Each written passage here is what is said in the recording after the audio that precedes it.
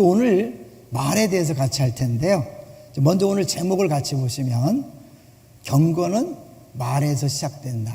달리는 말이 아니라 우리 입에서 나오는 말입니다. 말에서 시작된다. 참 우리가 말을 하지 않으면 그 사람을 착각할 때가 많이 있어요. 말을 들어보면 이 사람이 어떤 사람인지 잘 알 수 있어요. 저는 목회하면서 겉은 멀쩡한데 들어보면 약간 깡통인 경우가 많이 있더라고요. 근데 대부분이 그래요. 제가 전 성도들이 뭐 이렇게 다 아는 것처럼 하지만 되게 그 가짜들이 많이 있어요. 죄송해요. 오늘도 제가 꼬리 물기를 보면서 우리 성도들이 추위에 많이 힘들구나 느꼈어요. 분명히 꼬리 물기가 틀렸는데 틀린 걸 이야기하지 않고 한 분이 문자를 보내긴 했더라고요. 근데 틀린 거를 제가 분명히 묵상글에서 얘기를 했거든요. 이게 내가로 하면 말이 안 된다. 내가로 해야 된다. 근데 여전히 다 내가로 쓰고, 그러니 그 묵상글을 안 읽어봤다는 증거고 본문을 안 읽어봤다는 증거잖아요. 그죠? 야단치는 게 아니에요. 우리들이 그렇구나. 우리들이 그렇구나. 열심히 여러분 그냥 그 성구를 공유하는 데만 집중했지 내가 그 묵상글을 읽지 않고 있구나 라는 걸 느끼면서 읽어주세요. 그렇죠? 읽어주세요. 왜냐하면 하나님께서 우리에게 주시는 큰 은혜의 통로잖아요. 왜냐하면 하나님께서 주시는 통로를 무시하면서 다른 데서 은혜 받으려고 하지 마세요. 하나님은요 교회를 통해서 은혜 주십니다. 믿습니까?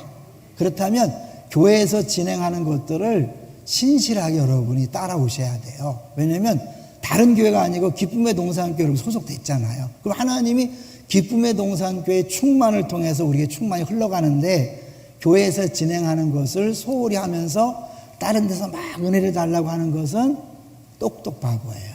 하나님 그렇게 일하지 않거든요. 이해되시죠? 잘 읽어주세요. 공유도 잘 하시지만 하나 더 기도 부탁할 것은 우리 교육자를 위해서 꼭 기도해 주세요. 제가 이 개척하고 이렇게 간절히 기도해 본 적이 없어요. 교육자 때문에. 당연한 줄 알았는데 정말 안 오네. 오늘도 면접하려고 그랬더니 또 면접을 다 잡아놓고 딴 교회 가기로 했대요. 우리가 순서가 늦은 것 같아요. 하여튼 기도 열심히 해주셔서 원서가 들어오자마자 바로 전화해가지고 그냥 면접 잡고 그냥 실력과 상관없이 붙여버리겠다. 소문 내주세요. 지금 난리래요. 제가 또 이렇게 한 목사님한테 좀 부탁한다고 문자를 보냈더니 저 배 어디에서는 2명을 뽑는데 아직 1명도 안 왔다고 그런 얘기를 하더라고요. 아주 심각한 상황이에요. 여러분 간절히 기도하셔야 돼요. 저절로 되는 거 아니에요. 제발 기도해 주세요. 자, 이제 경고는 말에서 시작되는데 야고보서에서는 우리 행함을 강조하잖아요. 근데 이게 헷갈리면 큰일 나요. 이 행함을 강조하지만 행함은 구원의 뭐가 아니라고 그랬죠? 구원의 방법이 아니에요. 방법이나 수단이 아니다. 행함은 구원의 표징이다. 그러니까 구원받은 사람은 당연히 행함이 나타나는 것이지 행함으로 구원받는 거 아니다. 그러니까 이 행함이 없다는 것은 믿음이 아니라는 거죠. 근데 그거를 어느 목사님이 그런 얘기 했더라고요. 그거 한번 1번 표를 한번 보여주시면 야고보서는 단순히 프로페션, 이 고백하는 것이 아니라 포지션, 그래갖고 소유하는 거죠. 그러니까 왜냐하면 귀신도 야고보서에 보면 귀신도 믿고 떠든다 그랬잖아요. 말은 그게 진짜가 아니라 그 말이 아니라 행함이 있을 때 이 사람이 진짜 믿음이 있구나라는 것들을 점검할 수 있다는 거죠. 이제 야고보서가 계속해서 그 얘기를 하는 거예요. 자, 그런데 이제 야고보서에서 말하는 이제 예수를 믿는 믿음이 있을 때 나타나는 확실한 변화 3가지를 얘기해요. 두 번째 박스를 보여주세요. 확실한 변화는 첫 번째 말에서 나타나는 거예요. 말이 달라져야 돼요. 두 번째로는 가난한 사람들을 어떻게 대하는가가 달라지고, 세 번째는 세상 세상 시스템, 세상 구조에 따라가느냐, 역행하느냐. 그죠? 살아있는 물고기가 물살을 거슬러 가는 것처럼 세상에 물들고 세상이 다 그러니까 하고 따라가면 그건 예수 믿는 게 아니에요. 세상은 다 예스라 그래도 노 할 수 있어야 되는, 이 세 가지가 믿음을 가진 사람들에게 분명히 나타나는 증거라는 거예요. 그러니까 이게 없으면 가짜가 아닌가 점검하셔야 돼요. 여러분, 내가 오랫동안 교회 다녔으니까 진짜라고 생각하지 마세요. 가짜가 아닌가 점검하고 그리고 나서 기도하셔야 돼요. 왜 분명히 성경에서는 예수를 믿으면 행함이 나타난다 그러는데 내 말은 안 변하고 맨날 똑같습니까? 진지하게 질문하면서 기도하셔야 돼요. 내가 내 주변에 가난한 사람들에 대해서 전혀 궁일한 마음이 안 드는데 나 진짜 맞습니까? 한번 기도하셔야 돼. 그렇게. 근데 우리가 그냥 나는 예수 믿는 사람이야, 난 반드시 천국 갈 거라고 하면 안 돼요. 그러면 안 변해. 이렇게 성경에서 내가 진짜인지 가짜인지를 계속해서 이야기해 주는 것은 나를 점검하고 아직도 진짜의 모습이 안 나타난다면 간절히 기도하셔야 돼요. 하나님, 내가 예수 믿는데 왜 이렇게 기쁨이 없습니까? 예수 믿는데 섬김이 기쁘지 않습니다. 주일날 행복하지 않습니다. 당연한 게 아니에요. 여러분, 그것을 고민하면서 기도하셔야 돼요. 고민하면서 기도할 때 내가 무엇이 문제인지 주님이 알려주세요. 그리고 그 문제를 놓고 기도할 때 변화되는 거예요. 근데 평생 우리가 신앙생활 하면서 전혀 기쁘지 않아요. 감사 없어요. 그런데도 아무 문제의식을 못 느껴. 내가 열심히 주일학교 교사하면 되는지 알아요? 아니에요. 내가 열심히 내 역할을 잘하면 괜찮은지 알아요? 그게 아니에요. 성경에서 말하는 행함은 그런 봉사가 아니에요. 쉬운 얘기로 헌금도 아니에요. 엄밀히 말하면 전도도 아니에요. 진짜는 뭐야? 아까 말한 세 가지 다시 한번 보여줄까? 이제 3번 박스를 보여주세요. 간단히 3번. 간단하게 더 푸어, 가난한 사람들, 더 텅, 혀, 세상이에요. 이 가난한 사람들은 베타, 이웃과의 관계에서 내가 그들을 어떤 눈으로 보는가? 이 혀, 하나님 앞에서 참상하는 혀로 우리가 사람을 저주할 수 있냐? 그렇게 하잖아요. 그죠? 여기 나오잖아요. 그러니까 한 입으로 찬양하고 똑같은 입으로 사람을 욕하고 비난하고 정죄하고 뒷담화하는 건 뭐예요? 하나님 형상을 욕하는 거니까 찬양과 저주 같이 나온다. 그럼 뭐가 진짜인 것 같아요? 찬양이 진짜예요? 저주가 진짜예요? 네? 엄밀히 말하면 찬양은 가짜일 수 있죠. 왜냐하면 두 가지가 동시에 나올 수 없다는 것은 뭐예요? 저주가 더 진짜일 수 있잖아요. 그런 면에서 우리가 늘 점검하셔야 돼요. 다음 세 번, 세상으로는 대아예요. 내가 물들지 않는 거잖아요. 세상이 대신 이웃과의 관계가 다 자신의 문제예요. 내가 세상에 물드는 안 보는 자는 내가 얼마나 주 안에서 내 자신이 누군가를 아는 정체성의 문제지 세상이 뭐라 하는 게 아니에요. 그러니까 끊임없이 사람들은 다른 사람들이 뭐라고 말할까, 어떻게 평가할까, 이것에 신경 쓰다 보니까 거짓말하게 되고 사람들 막 눌러서 나 이런 사람이야 그렇게 하고 뒷담화하고 시기 질투하는 게 다 뭐예요? 내가 누군지 모르기 때문에 세상을 통하여 인정받으려고 하는 거거든요. 그런데 이게 이 야고보서 2장에서는 가난한 사람들의 구제에 대해서 집중적으로 이야기하고 있다면 3장에서는 언어 문제를 집중적으로 얘기해요. 4장에서는 세상과의 관계에서 이야기해요. 그러니까 야고보서가 굉장히 치밀한 구조 속에서 되어졌다는 걸 알 수 있죠. 자, 이렇게 해서 3장 1절로 가볼게요. 자, 이제 이런 기본적인 구조를 가지고 3장 1절 시작. 내 형제들아, 너희는 선생된 우리가 더 큰 심판을 받을 줄 알고 선생이 많이 되지 말라. 이게 또 우리 헷갈리는 거예요. 심판? 우리 분명히 심판이 없다 그러는데 이 심판은 뭘까요? 여기서 우리가 중요한 거, 성경을 볼 때 전체적인 틀에서 보는 게 중요하죠. 예수 믿는 사람에게는 심판이 있어요, 없어요? 있어요, 없어요? 헷갈리나 보다. 큰일 났네. 로마서 8장 1절을 한번 잠깐 보고 갈까요? 로마서 8장 1절. 잘하는 말씀이지만 여러분이 이게 그 성경을 볼 때마다 헷갈리면 안 되는데 8장 1절 바울이 7장까지 많이 고민을 했죠. 내 마음속엔 선을 행하기 원하는데 자꾸 죄를 지니까 이 몸에서 누가 나를 건져내라 막 고민하다가 8장 1절에서 딱 깨달은 거예요. 그러므로 8장 1절 시작. 그러므로 이제 그리스도 예수 안에 있는 자에게는 결코 정죄함이 없나니 2절까지 이는 그리스도 예수 안에 있는 생명의 성령의 법이 죄와 사망의 법에서 너를 해방하였음이라. 네, 해방했기 때문에 정죄가 없어요. 그러니까 우리는 심판이 있다 없다?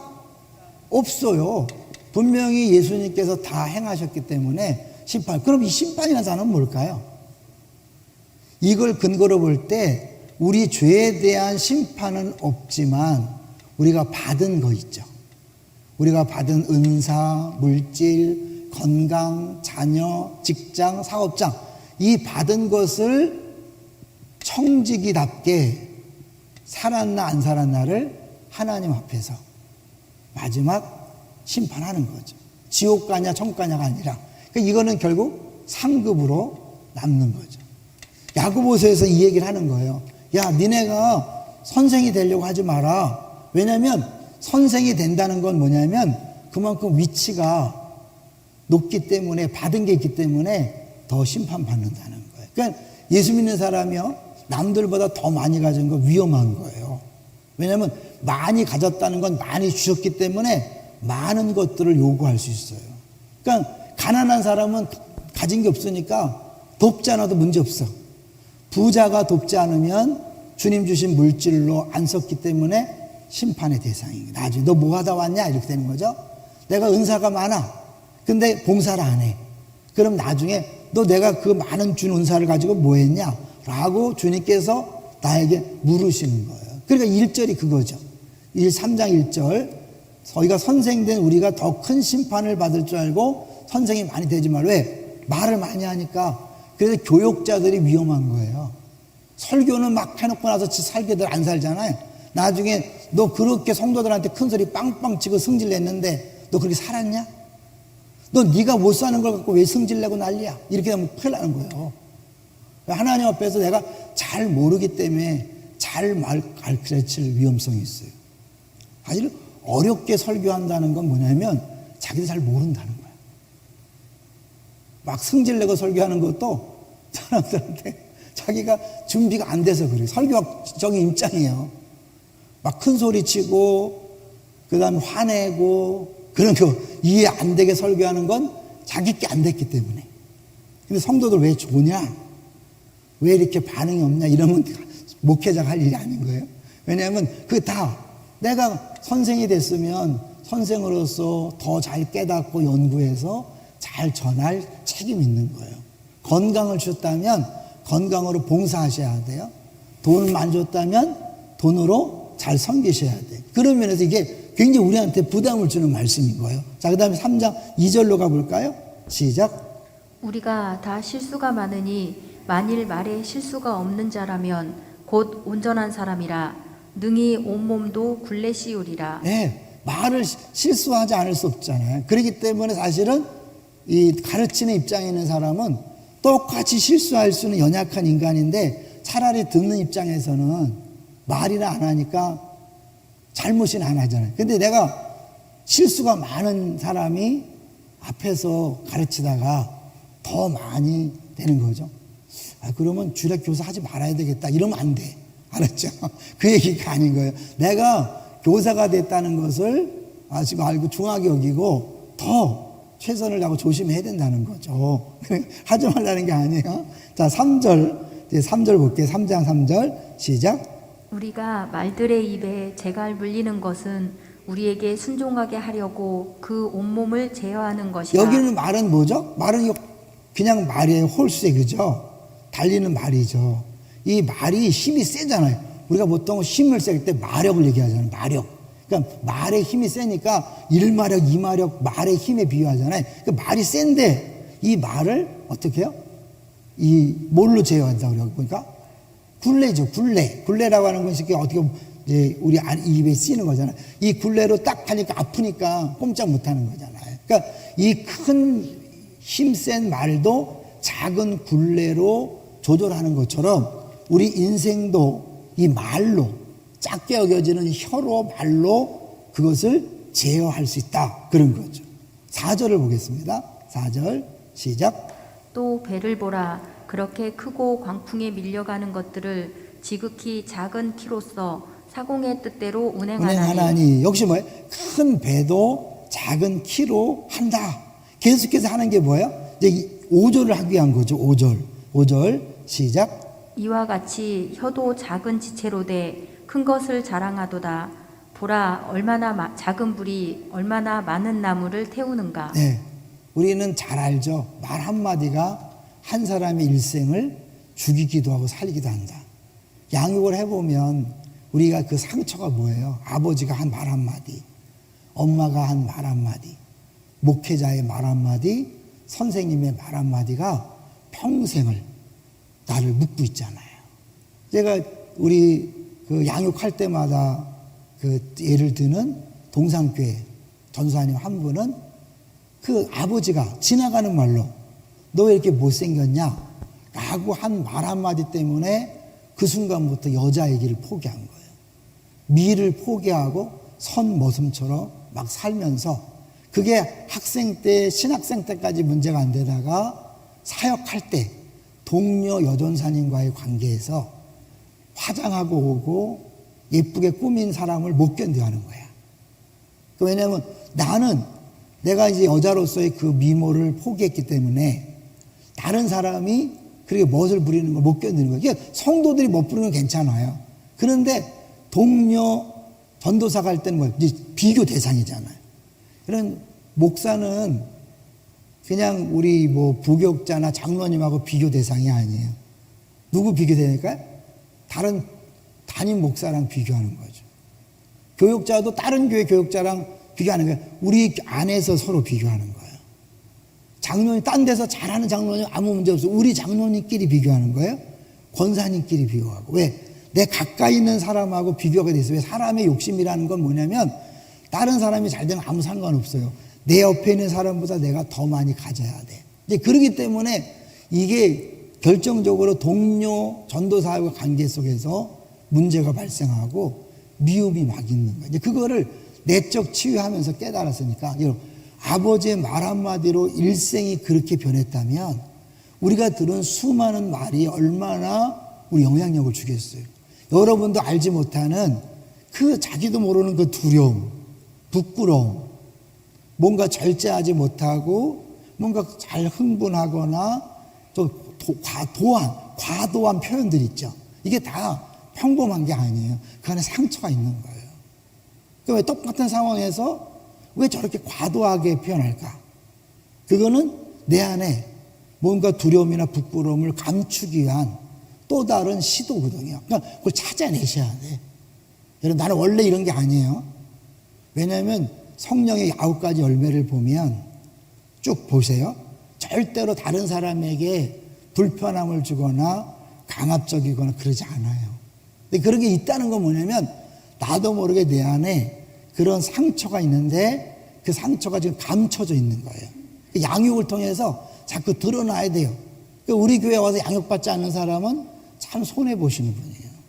다른 교회 가면 어차피 양육이 없으니까 아무 문제 없지만 기쁨의 동산교회 왔는데 양육받지 않아서 내 상처가 뭔지 모르고 치유받지 못해서 평생을 그 상처 때문에 부부끼리 싸우고 교회 안에서 문제를 일으키면 나중에 하나님이 야, 너를 위해서 내가 양육을 다 준비해놨는데 너 왜 평생 그렇게 살다 왔니? 라고 그렇게 물을 수도 있는 거예요. 그러면서 말 한마디가 얼마나 큰지 우리는 양육을 해보면 알잖아요. 작은 혀지만 전체를 태우는 것 불처럼 우리를 그렇게 한다는 거죠. 그래서 이게 굉장히 중요한 거예요. 자, 그래서 이제 아까 잠깐 미리 정리했지만 1장 26절 27절 보세요. 아까 미리 보여드렸지만 이 경건하다, 내가 믿음이 있다, 하나님을 사랑한다 하면서도 세 가지를 함부로 하면 안 된다는 거잖아요. 26절 볼까요? 시작. 누구든지 스스로 경건하다 생각하며 자기 혀를 재갈 물리지 아니하고 자기 마음을 속이면 이 사람의 경건은 헛것이라. 네, 함부로 말하는 건 100% 믿음이 없다는 거예요. 나는 원래 말이 많아요. 아니에요, 여러분. 말이 많은 게 원래가 아니에요. 분명히 그 안에 뭔가 상처가 있기 때문에 자꾸 말하면서 자기를 감추는 거예요. 화제를 바꾸기도 하고 그러면서 자기의 그런 부끄러움을 다른 식으로 표현하는 거거든요. 두려움을. 그런 부분을 빨리 해결되잖아요. 그러면 말을 적게 할 수 있어요. 내가 대표적이잖아. 이빨이 어떠하죠? 내가 너무 잘 알죠. 내가 비포와 애프터가 있잖아. 그것도 지금 완벽한 게 아니에요. 지금도. 왜냐하면 사실 이제 이 혈의 문제는 죽을 때까지 누구도 길들일 수 없어요. 그 얘기는 좀 이따 할까요? 일단 여기서 20에서 다시 보시고 이제 혀의 문제 얘기했죠. 27절을 볼까요? 27절 시작. 하나님 아버지 앞에서 정결하고 더러움이 없는 경건은 곧 고아와 과부를 그 환난 중에 돌보고 네, 제일 먼저 언어 얘기하고 이웃과의 관계에서 가난한 고아와 과부를 돌보는 것이고 세 번째 또 자기를 지켜 세속에 물들지 아니하는 그것이니라. 가장 먼저 언어 얘기를 했기 때문에 제가 경건은 말에 시작된다. 근데 이 말이란 게요, 여러분 들어봤죠? 말은 뭐의 준말이냐면 마알의 준말이래요. 들어보셨어요? 마음의 알갱이. 그러니까 이 말은 마음의 알갱이기 때문에 내가 안 그런다 해도 내 말에서는 내 마음이 드러나는 거예요. 그래서 사실 서로 나눔이 필요해요. 자기도 자기를 잘 몰라요. 내가 내 마음을 몰라. 그래서 내가 나누면서 자기 자신을 스스로 발견하고 이웃도 발견하고 도와줘야 돼요. 그러니까 아무 말 안 하면 자기도 자기를 몰라요. 여러분 자기 목소리를 아는 사람 있는지 아세요? 자기 목소리를 몰라요. 어떻게 알 수 있어요? 녹음을 한번 해보세요. 자기 목소리를 녹음해서 들으면 자기 목소리랑 달라요, 같아요? 100% 달라요. 그냥 자기가 자기 목소리도 모르는 거예요. 다르게 착각하는 거예요. 마찬가지로 우리 마음 깊은 곳을 자기가 몰라요. 그러니까 여러분 자꾸 이야기를 하셔야 돼요. 이야기할 수 있는 기회를 줘야 돼요. 우리가 환대 얘기했죠. 환대는 내가 막 지시하고 내 걸 주입하는 게 아니라 그 사람이 자연스럽게 자기 얘기를 하다가 자기를 발견하는 거예요. 내가 이런 사람이구나.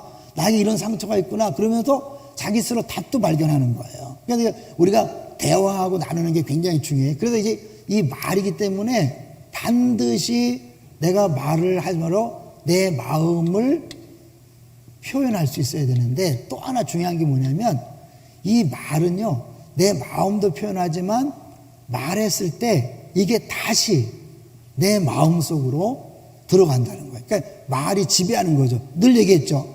말하기 전에는 내가 말을 지배하지만 말한 다음에 뭐가 나를 지배한다고요? 내가 말한 게 지배하는 거예요. 그러니까 내가 선한 말을 하면 선한 말이 나를 지배하고 내가 악한 말을 하면 악한 말이 나를 지배하는 거예요. 그래서 이거를 옷 입는다고 표현해요. 우리가 처음 일어나면 벌거벗었잖아요. 옷 입고 바깥에 나오는 것처럼 우리가 처음 일어났을 때는 사실은 그냥 어떻게 보면 백지 상태야. 거기에 내가 무슨 옷을 입히냐에 따라서 내 하루의 삶이 달라지는 거예요. 내 안에서 감사와 축복과 찬송을 하잖아요. 그게 나를 다시 내 안에 들어와서 나를 강화시키고 새롭게 하는 거예요. 그런데 내가 막 욕하고 분노하고 불평하고 원망하면 그 불평, 원망, 저주가 다시 나에게 들어가서 나를 그렇게 만드는 거예요. 이 언어가 무섭죠. 그러니까 우리가 신앙생활 할 때 이 말이 왜 중요한가 하고 얘기하냐면 이 말을 통해 내 마음이 표현되기도 하지만 이 말을 통해서 내 인생이 결정되는 거예요. 근데 세상에서도 적극적인 사고방식으로 얘기하지만 이제 이게 좀 다른 게 뭐냐면 이 성경에서는 아무도 혀를 길들일 사람이 없다. 이게 성경의 이야기야. 세상은 뭐예요? 네가 바꿀 수 있다는 거예요. 네가 노력하면 된다는 거예요. 안 돼요. 우리가 바꿀 수 있는 한 가지 방법은 딱 뭐예요? 성령이에요. 성령. 그래서 성령이 임했을 때 제일 먼저 나타나는 표징이 뭐였죠? 방언이잖아요. 방언은 하나님이 혀를 지배하는 거예요. 가장 지배할 수 없는, 길들여지지 않는 혀를 하나님만이 지배한다는 걸 보여주는 게 방언이에요. 그러니까 성령 충만은 뭐라 그랬어요? 지배라 그랬죠. 그래서 지배란 개념에서 성령 충만과 비교되는 게 뭐예요? 술 취함. 술 취해 보셨죠? 안 취한 척 해보지 마세요. 술 취해 봤잖아. 술 취하면 술 기운에 함부로 말하고 함부로 행동하잖아요. 막 못했던 말도 하니까. 그냥 성령 충만하면 전도도 잘할 수 있는 거예요. 그죠? 부끄러운 사람도 할 수 있는 거예요. 왜? 술 기운에 막 떠드는 것처럼 다 나오라 그래 막 이렇게 하는 것처럼 막 나와서 하는 거죠. 그 다음에 이 스케일은 나를 지배하기 때문에 나는 안에는 뭐 불평 원망이 있는데 감사와 찬양이 나는 거죠. 그래서 마가다락방에서 어떻게 했어요? 성령이 임하니까 사람들이 하나님의 큰 일을 이야기하고 찬송했잖아요. 그러니까 이 성령만이 사실은 우리의 혀를 바꿀 수 있는데, 성령 충만은 한 번에 끝납니까? 계속해서 이루어져야 합니까? 계속해서 이루어져야 돼. 성령 충만을 받으라. 그러니까 우리가 오늘 내가 이 말을 잘했다 그래서 내일도 그럴 가능성은 없어요. 왜? 오늘은 막 여러분 예수님 내치 갔다 와서 한 이틀 동안은 얘들아 조용히 하라. 3일 지나면 어떻게 돼요? 조용히 해. 속이 시끄러 죽겠어. 이게 뭐냐면 내가 성령의 지배를 받지 않으니까 내 마음이 불편하니까 이제 그렇게 막 폭으로 나오는 거죠. 근데 여러분 우리 애들한테 막 쏟아부은 말이요, 애들에게도 영향을 주지만 자기 자신에도 영향을 주는 거예요. 우리 성도들에게 막 뒷담화하고 함부로 말한 거 있죠? 그 사람에게도 아픔을 주고 그 사람에 고통을 주고 교회 나오니만이 그러잖아요. 그러니까 또 자기 자신에게도 그게 자기를 점점 더 강팍하게 만들어, 악하게 만들어요. 그래서 악순환이 되는 거예요. 그러니까 어떻게 자꾸 우리가 이 혀를 지배하게 해달라고, 혀를 붙잡아 달라고 기도하셔야 돼.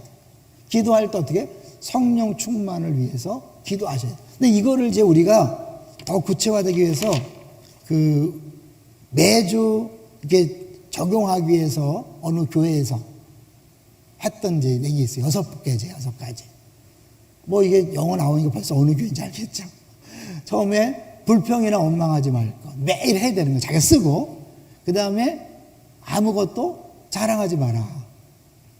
세 번째는 다른 사람의 안 좋은 이야기를 험담하거나 퍼나르지 말라. 제일 나쁜 게 뭔지 아세요? 옆에서 누가 이랬대. 그 말 전하는 사람이 제일 나쁜 사람이라니까. 옛날에 그 정선이, 이번에 다니엘 기도회 때도 정선이 집사가 얘기했잖아요. 자기 힘든데 꼭 그걸 전하는 인간이 있대요. 그래서 자기 속으로 했대잖아. 좋냐? 그렇게 전하면 좋냐? 왜냐? 사실 그 전하는 사람은요, 나를 위하는 것처럼 하지만 뒤집어 놓는 거예요. 차라리 그 말 안 듣는 게 나아요. 사단이 그렇게 사람들을 통해서 하는 얘기를 안 들어야 되는데 꼭 전해줘. 그래갖고 뒤집어지는 거야. 그 전하는 사람 나쁜 사람이 얘기합니다. 절대로 전하지 마세요. 전하는 사람 사탄의 통로가 된 거예요. 다른 사람 너에 대해서 이렇게 말하더라. 그 말 전하지 마세요. 오히려 뒤에서 기도하세요. 그 말을 듣고 그 사람이 도움이 안 돼. 그렇죠? 그게 그냥 단순히 객관적인, 나는 객관적이지만 그 사람은 그 주관적으로 받아들이기 때문에 그냥 교회 안 나오고 싶은 거예요. 전하는 사람 나쁜 사람.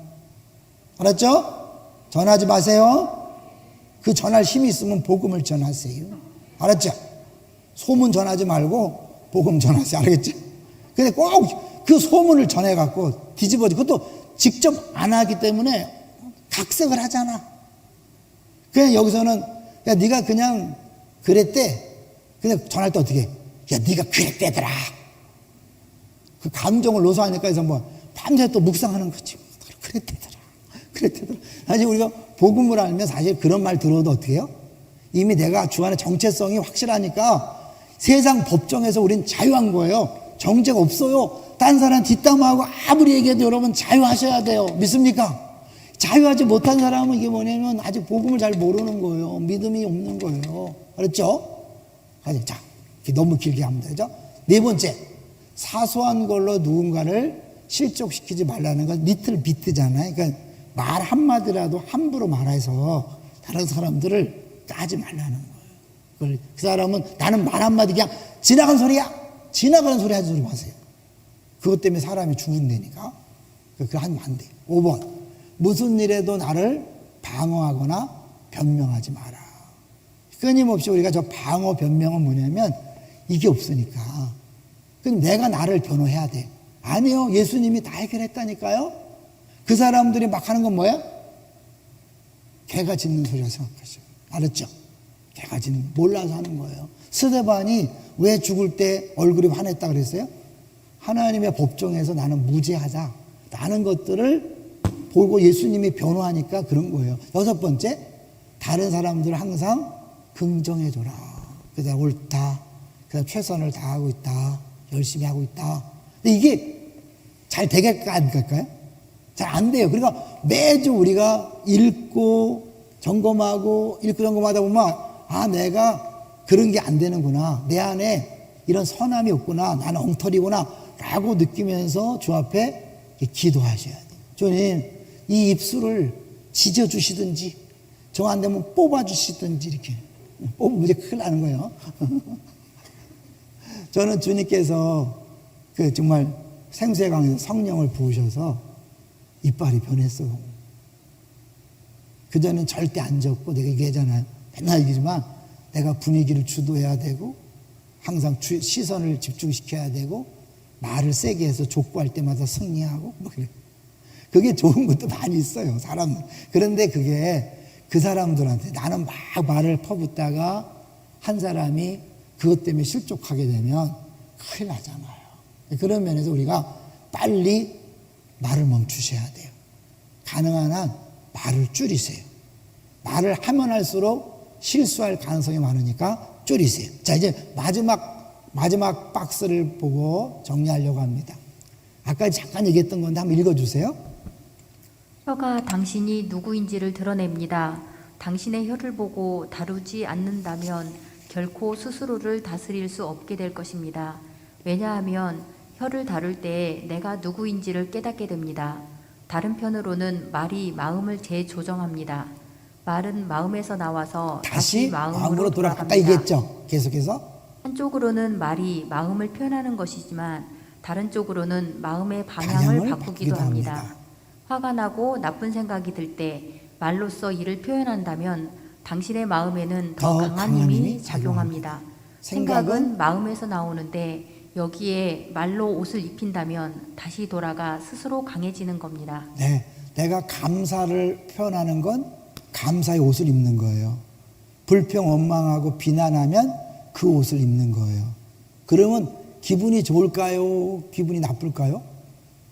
내가 불평, 원망을 내가 다시 나한테 오면은 100% 기분 나쁘죠. 근데 내가 왜 항상 안 기뻐하지? 왜 감사가 없지? 입만 열면 불평, 원망하는데 그게 그냥 단순히 불평, 원망이 아니라 그게 나한테 돌아가서 더 강화시키는 거예요. 내 안에 더 불평과 원망을 강화시키는 거예요. 사람 분냄과 화냄을 더 강화시키는 거예요. 그러니까 여러분 말을 이제 가능한 이 선한 말을 할 수 있도록 해야 되는데 말은 마음의 알갱이니까 말을 조심한다는 게 아니라 마음을 바꿔야 돼요. 마음 바꾸려면 어떻게 해요? 성령 충만을 계속해서 간구해야 되죠. 우리 끊임없이 성령 충만을 구하고 그래서 성령 충만할 때 말이 달라지는 거죠. 그러니까 말을 조심하기 시작하는 사람이 신앙이 성장하기 시작하는 거예요. 믿습니까? 자꾸 성장하다 보면 이제 어떻게 해요? 자꾸 찬양과 감사와 그러다 보면 예수님의 그 아름다우심이 자꾸 이렇게 더 하게 돼 있어요. 그런 면에서 찬양을 하는 사람은 복이죠. 그죠? 자꾸 찬양하는데 찬양 시간에만 하는 게 아니라 평상시에도 계속해서 그 찬양 가사를 읊조리면서 평상시에 계속해서 읊조리면서 찬양을 입에 달고 사는 것 중요해요. 그리고 감사를 달고 사는 것 굉장히 중요해요. 알았죠? 이런 언어 생활부터 사실은 경건의 시작입니다. 말을 함부로 하면서 절대로 믿음이 자라갈 수 없다는 걸 생각하고 제가 마침 야고보서가 너무 할 게 많은데 특별히 우리가 한 해 동안 말에 상처받은 일이 많죠? 절대로 앞으로 상처받지 마세요.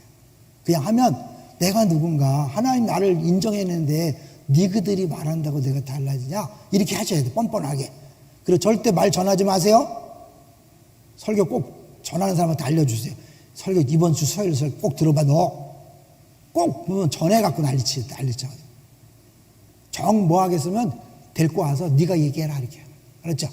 직접 얘기하면 절대 그런 얘기 안 해요. 근데 이게 덧붙여서 사단이 장난을 치기 때문에 그냥 그 사람은 그냥 평범하게 말했는데 전하는 사람이 마귀의 그런 게 호인 빠져갖고 표정이나 말투나 단어를 첨가시켜서 사람을 아주 녹다운 시키는 거예요. 그런 면에서 절대 말을 전하지 마세요. 그리고 여러분도 이제 함부로 말하지 마세요. 욕하면 안 돼요. 저주하면 안 돼요. 불평하면 한 입에서 찬송과 저주가 같이 나오는 거잖아요. 우리 새해는 정말 찬양만 감사와 또 좋은 말만 가득한 우리 모두가 되시기를 주의 이름으로 축원합니다. 우리 누구도 예외일 수 없어요. 하나님 앞에 기도하셔야 돼요. 자기 자신이 얼마나 약한지를 인정하셔야 돼요. 나도 모르게 내가 불쑥불쑥 튀어나오는 언어들. 제가 이제 우리 아내가 저를 많이 지적해요. 설교자가 나도 모르게 툭툭 나오는. 그래서 사실 이번에 설교 그 목회자를 위해 기도하면서도 하나님 앞에 많이 기도해요. 이런 상황에서 내가 어떻게 기도해야 되지? 불평 원망이 아니라 감사함으로 기도와 간구로 해야지. 그럼 내가 웃는 게 아니에요, 여러분. 사실 제가 완전히 초죽음을 돼갖고 그냥 이 피골이 상접하고 나와서 여러분 교육자를 위해 기도해 주십시오. 그러면 더 할 텐데 제가 웃고 다니니까 이 사람들이 너무 심각성을 모르는 것 같아. 그럼 기도하셔야 돼. 저는 말씀대로 살려고 상황이지만 이 몸이 스트레스를 받아. 몸이 연말이 되고 새해를 준비해야 되는데 여러분 제가 웃는다고 같이 막 웃고 그러지 말고 기도 좀 해주세요. 기도해 주시고 아무것도 없냐 기도하는 거죠. 그리고 또 그러니까 들리는 게 뭐냐면 어떤 극동방송에서 그러더라고. 찾고 기도하라. 두드리고 기도하라. 뭐 이래더라고. 그래. 그래서 내가 전화도 한 거예요. 다른 목사님한테 좋은 목사님. 그가 막 사방이 난리래. 지금 뭐 목사님네들 교회 그 정도니 뭐 우리 교회 어떻겠습니까? 이런 얘기를 하더라고. 그래서 전화했죠. 제가 하다못해 우리 그 목사님한테도 했었어. 우리 목사님한테까지. 이야기 안 하겠지만 아유 목사님 저 어떻게 지내냐 그러면서 내가 이렇게 교육자가 어려우다 보니까 목사님 생각이 나서 전화했다고 그랬더니 자기도 기도하면서 하겠다고 이렇게 얘기하더라고. 아유 진짜. 저도 굉장히 이렇게 훈련받고 있어요. 고난은 고통이 아니라 레슨이다. 뭐 이런 얘기 있어요. 레슨. 하나님께서 담임 목사로서 이 부분이 필요한 것 같아요. 여태까지. 여러분들 기도 많이 해주셔야 돼요. 알았죠? 수시로 기도해 주셔야 돼요. 네, 저절로 되는 게 아니니까. 그리고 기도하면서 우리 언어 생활을 위해서 우리 모든 교회 성도들이 이제 말로 시험하고 매연 시험 들게 하고 상처 주는 일이 없도록 정말 다 성령 충만해서 서로 위로하고 격려하고 서로 때문에 힘을 얻는 그런 공동체가 되도록 기도해 주십시오. 그리고 이제 말로 상처받고 교회 떠난 사람들이 돌아오게 달라고, 상처받고 쓰러져 있는 사람이 다시 일어나게 달라고 기도해 주십시오. 양육 2단계 4단계를 위해 계속 기도해 주시고 우리 교육자 청빙을 위해 기도해 주시고 성탄절 전야를 준비하고 있는데 우리 성탄절과 성탄절 찬양대 칸타타와 성탄 전야제를 위해서 기도해 주십시오. 모든 부서가 새해를 계획하고 일꾼을 세우는 모든 과정 속에 함께 해달라고 기도해 주시고 우리 특별히 암 환자들을 위해서 수술을 앞두고 있는 환자들과 암 투병하고 있는 분들을 위해서 힘들어하시는 분들을 기억하면서 주여 한번 외칠 때 통성으로 기도하고